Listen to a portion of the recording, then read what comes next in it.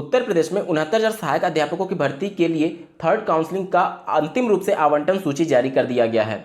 इस आवंटन सूची जारी होने के बाद से नई प्राथमिक स्तर की शिक्षक भर्ती के लिए रास्ते खुल गए हैं। हालांकि नई प्राथमिक स्तर की शिक्षक भर्ती में कई सारे पेच फंसे हुए हैं, जिस पर इस वीडियो में हम लोग डिटेल में बात करेंगे। साथ ही यूपी टेट और सी टेट दोनों में से पहले कौन होगा और सी टेट के लिए आवेदन लिए कब से जाएंगे, इन सब के रिगार्डिंग बहुत से न्यूज आर्टिकल्स फिर से पब्लिश हुई हैं, जिसे आपको जानना बेहद जरूरी है। साथ ही बात करेंगे डीएलएड की कुछ प्रमुख समस्याओं के बारे में, तो अंत तक जरूर बने रहिएगा इस वीडियो के साथ बिना किसी पार्ट को स्किप किए हुए। नमस्कार दोस्तों, मेरा नाम है नीरज और आप देख रहे हैं करियर बिट यूट्यूब चैनल। अगर आप इस चैनल पहली बार विजिट कर रहे हैं तो इसको सब्सक्राइब करते हुए बेल आइकन को प्रेस करना ना भूलें। पिछली भर्ती के लिए थर्ड काउंसलिंग का अंतरिम सूची जारी कर दिया गया है। सभी सफल हुए अभ्यर्थियों को करियर बिट की पूरी टीम की तरफ से बहुत बहुत ढेर सारी शुभकामनाएं।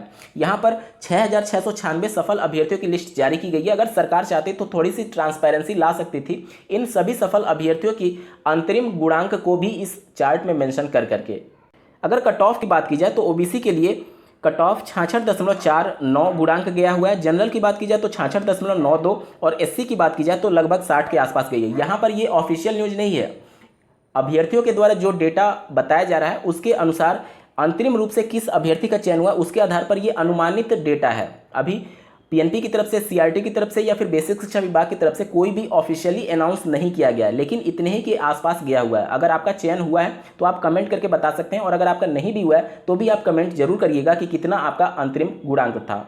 इसके बाद से आज जिनका चयन नहीं हुआ है, बहुत से ऐसे अभ्यर्थी हैं जो कि अब खुले तौर पर एकेडमिक मेरिट का पूरी तरीके से विरोध कर रहे हैं, क्योंकि यहाँ पर बहुत से ऐसे अभ्यर्थियों ने दावा किया है कि उनका सुपर टेट की परीक्षा में बहुत अच्छे मार्क्स थे, लेकिन एकेडमिक मेरिट बहुत कम था, जिसकी वजह से उनका अंतरिम रूप से चयन नहीं हो पाया है।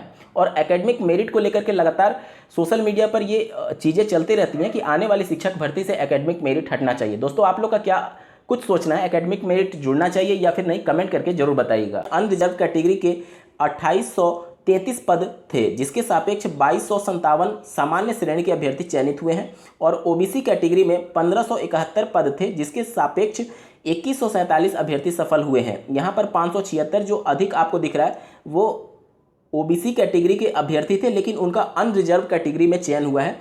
अब युवाओं को उम्मीद है कि कम से कम इस थर्ड काउंसलिंग लिस्ट के साथ अब 69,000 सहायक अध्यापकों की भर्ती का चैप्टर पूरी तरीके से समाप्त हो जाएगा और नई शिक्षक भर्ती के लिए सरकार मंथन करना शुरू करेगी। लेकिन अभी तक ये मामला पूरी तरीके से ठंडे बस्ते में नहीं गया है। अभी आज भी एससीईआरटी कार्यालय पर 69,000 सहायक अध्यापकों की भर्ती में 22,000 पदों को जोड़ने के लिए अभ्यर्थी लगातार धरना प्रदर्शन कर रहे हैं, और उनका स्पष्ट शब्दों में कहना है कि जब तक 68,500 से बची हुई 22,000 सीटों पर इस 69,000 में सफल अभ्यर्थियों का चयन उस सीट पर नहीं होता है, तब तक वो वहां से नहीं हटेंगे। उनका स्पष्ट ये कहना है कि जब माननीय सुप्रीम कोर्ट ने 1,37,000 पदों को 2 भर्तियों में कंप्लीट करने के लिए कहा था, तो जब आपके पास पासिंग मार्क्स के तहत योग्य अभ्यर्थी हैं तो उन्हीं से उन 22,000 सीटों को क्यों ना भरा जाए।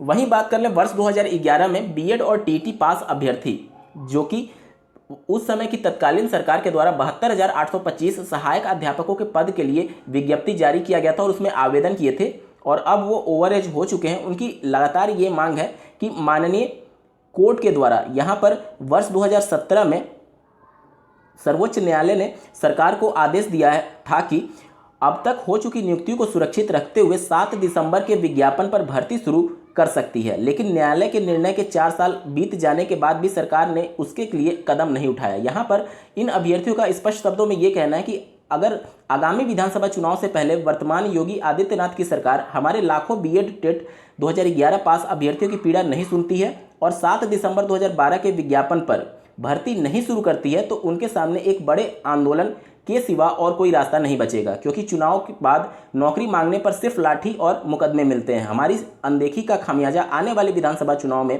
सरकार को भुगतना पड़ेगा।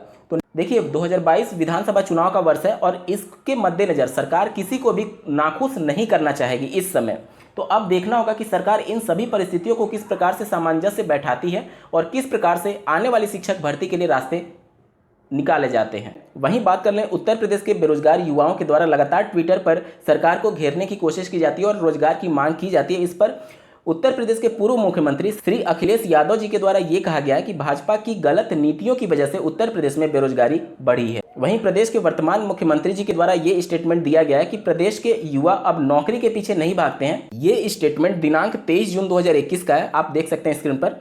सीएम योगी बोले, यूपी का युवा अब नौकरी के पीछे नहीं भागने वाला बल्कि जॉब देने वाला बन रहा है। वहीं बात करें सीटेट 2021 की ऑफिशियल नोटिफिकेशन को लेकर के कई मीडिया रिपोर्ट्स में ये खबरें आ रही हैं कि जुलाई के प्रथम सप्ताह में सीटेट 2021 के लिए आवेदन के लिए नोटिफिकेशन जारी किया जा सकता है। हालांकि अभी सीबीएसई के द्वारा कोई भी इसके संदर्भ में ऑफिशियली अनाउंसमेंट नहीं किया गया है। इससे पहले 20 जून 2021 को भी ऑफिशियल नोटिफिकेशन जारी होने के क्रम में बहुत सारी मीडिया रिपोर्ट्स आई थी। तो ये सभी जो न्यूज़ लिखे जाते हैं वो एक अनुमान के तौर पर लिखा जाता है। कोई भी ऑफिशियल्स सीबीएसई का कोई भी ऑफिसर अभी इसके संदर्भ में अनाउंस नहीं किया है सीटेट 2021 के बारे में।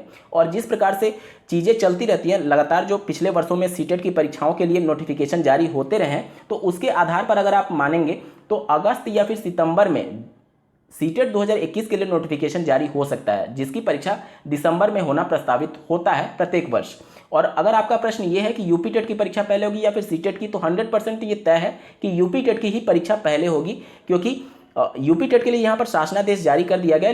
लेकिन अभी सरकार उसको लेकर के उतना गंभीर नहीं देख रही है। लेकिन ये तय है कि यूपी टेट की परीक्षा पहले हो जाएगी, क्योंकि अगर शिक्षक भर्ती आना होगा तो यूपी टेट के लिए सरकार फोकस करना शुरू कर देगी। यहाँ पर मैं बता दूं कि ऐसे प्रशिक्षु जो कि 18 बैच 17 बैच से या फिर उसके पहले के बैच से संबंधित हैं, और अगर अभी तक आपने अपना टेट क्वालिफाई नहीं किया है, और साथ ही डीएलएड 2019 बैच के प्रशिक्षु और बीएड के ऐसे प्रशिक्षु जो कि 19 बैच से संबंधित हैं और अभी वो टेट क्वालिफाई नहीं किए, तो वो सभी ट्विटर पर कैंपेन चलाना शुरू कर दें यूपी टेट 2020 के लिए ऑफिशियल नोटिफिकेशन जल्द जारी करने के क्रम में। क्योंकि शिक्षक भर्ती की मांग को लेकर के अब पूरा बैच जो कि अपना कंप्लीट कर चुका है प्रशिक्षण, वो सरकार पर दबाव बनाने की कोशिश कर रहा है। और ये चुनावी वर्ष है, देखिए कुछ भी हो सकता है। शिक्षक भर्ती को लेकर के अगर सरकार दबाव में आई तो उसका नोटिफिकेशन भी जारी कर सकती है, लेकिन चांसेस कम है। लेकिन आप रिस्क क्यों लें जब आप सभी एलिजिबल हो चुके हैं, डीएलएड 2019 बैच के अभ्यर्थी और बीएड 2019 बैच के अभ्यर्थी, तो आप सभी लगातार ट्विटर पर कैंपेन जरूर चलाइए कि यूपी टेट 2020 का नोटिफिकेशन जल्दी से